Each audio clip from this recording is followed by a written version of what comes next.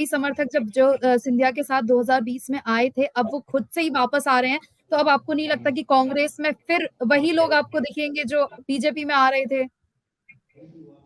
जो लोग पीड़ित और दुखी होकर के आ रहे हैं, उनका मैंने कहा कि कांग्रेस पार्टी में हम स्वागत करेंगे और एक अच्छी सरकार बनाने में हम सब सहयोगी बनेंगे। जो गरीब आदिवासी भाई बहनों की, एससी एसटी की चिंता करती है, जो किसान की चिंता करती है, जो किसान का बकाया कर्ज माफ करने का क्रम जो पेंडिंग था उसको पूरा कराने के लिए कमलनाथ जी के नेतृत्व में सरकार बनाने में सहयोगी बनेंगे। मैं ऐसे सभी कार्यकर्ता भाई बंधुओं को हृदय से आमंत्रित करता हूं कि आइए, सिंधिया जी के आह्वान पर 2 लाख रुपए के कर्ज माफी पर सरकार गिराने के बाद कर्ज माफ तो नहीं हुआ, लेकिन कमलनाथ जी की सरकार बनाइए। हम कमलनाथ जी से आग्रह भी करेंगे, निवेदन भी करेंगे कि बचा हुआ शेष काम जो सरकार बेसमय गिरा देने से आप नहीं कर पाए, हम और आप मिलकर सरकार बनाएंगे और किसानों का 2 लाख रुपए का कर्ज भी माफ करेंगे, किसानों के उत्पादन के भाव की चिंता भी करेंगे। आदिवासी भाई बहनों का जिस तरह से आज वर्तमान में अपमान हो रहा है, उनको मुख्य धारा से नहीं जोड़ा जा रहा है, ये सब काम करने के लिए हम आदरणीय कमलनाथ जी, आदरणीय दिग्विजय सिंह जी के साथ कंधे से कंधा मिलाकर मध्य प्रदेश में भारतीय जनता पार्टी की सरकार को उखाड़ फेंककर कांग्रेस की सरकार बनाने में सहयोगी बनेंगे।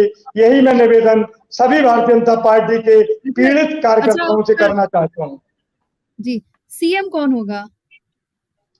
सीएम हमारे कांग्रेस में तो माननीय पूर्व मुख्यमंत्री कमलनाथ जी ही हमारे सीएम हैं। पार्टी की तरफ से, कार्यकर्ताओं की तरफ से जनता जनार्दन की वही पसंद है और हमारे मुख्यमंत्री आने वाले 2 महीने बाद माननीय कमलनाथ जी मध्य प्रदेश के मुख्यमंत्री होंगे। इसी भावना के साथ हम सब जनता के बीच में अपनी बात लेकर के लगातार मैं स्वयं भी 3 दिन से अब जा रहा हूं। ठीक है।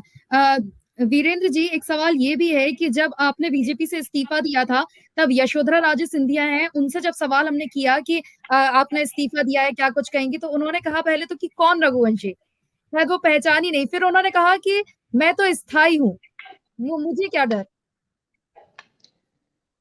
देखिए, शिवपुरी में माननीय 10 साल से कैबिनेट मंत्री हैं।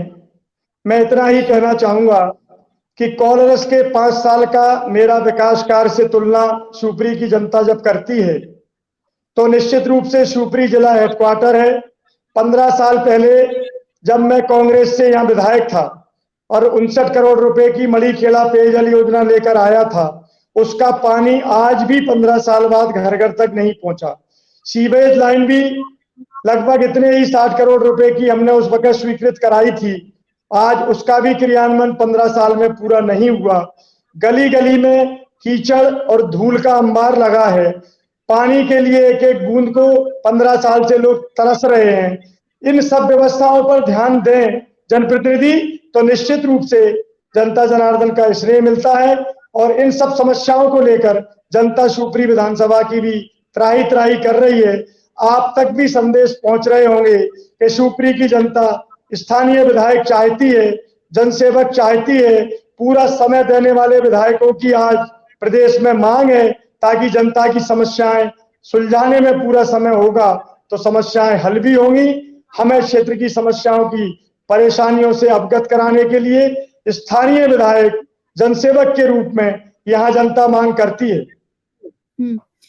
यशोधरा राजे सिंधिया जो है वो नहीं रहती थी वहां पे स्थानीय? 6 महीने में 2 बार शायद उनका आना होता है, ऐसा तमाम जनता जनार्दन आवाज लगा रही है मीडिया के माध्यम से। आज भी एनडीटीवी की टीम आई हुई है शिवपुरी में। मैं वही वीडियो देख रहा था आपसे जुड़ने के पहले, वो वीडियो आप चाहेंगे तो आप तक मैं भिजवा देता हूं। जनता का क्या मूड है, एनडीटीवी ने जो आज यहाँ आकर के रूबरू जनता से हुए हैं, वो वीडियो में आपको भेजूंगा, कोई नंबर दीजिए। आपको यहाँ शिवपुरी की जनता की दुख तकलीफ और उनकी इच्छा और मनसा और मांग स्पष्ट रूप से प्रदेश और देशवासियों के समक्ष पहुंच जाएगी। अच्छा, यानी आप कह रहे हैं कि वो नहीं आती थी, मतलब समस्याएं जो है स्थानीय लोगों को होती थी कहीं ना कहीं। ठीक है, ना आने की तो थी, पर कैबिनेट मंत्री होने के बाद क्षेत्र का विकास भी हो सकता था, जो नहीं हुआ। युवाओं को रोजगार की बात हो सकती थी, जो नहीं हुई। अनेक अनेक समस्याओं से पीड़ित लोग रहे, कोई भी शिवपुरी विधानसभा में सुनने वाला नहीं है। उनके 2-4 मुनीम वकील कहूं या पीए कहूं, वो यहाँ भ्रष्टाचार का अंबार लगा रहे हैं। सारी योजनाओं में कमीशन खोरी मचा रखी है, ठेकेदारों को काम नहीं करने दे रहे हैं। तमाम अधिकारी 4-4, 5-5 साल से उनके आशीर्वाद से यहाँ बैठे हैं, जो जनता के साथ लूट मचा रहे हैं। चाहे आरटीओ मैडम रही हो, जिनका 4 साल में अब स्थानांतरण चुनाव आयोग के अंतर्गत हुआ है, चाहे यहाँ हमारे ट्रैफिक के अधिकारी हो, चाहे महिला बाल विकास के अधिकारी हो, कितने विभागों के मैं नाम लूं, 3-3, 4-4 साल से एक-एक अधिकारी बैठा हुआ है और लगातार जनता परेशान है।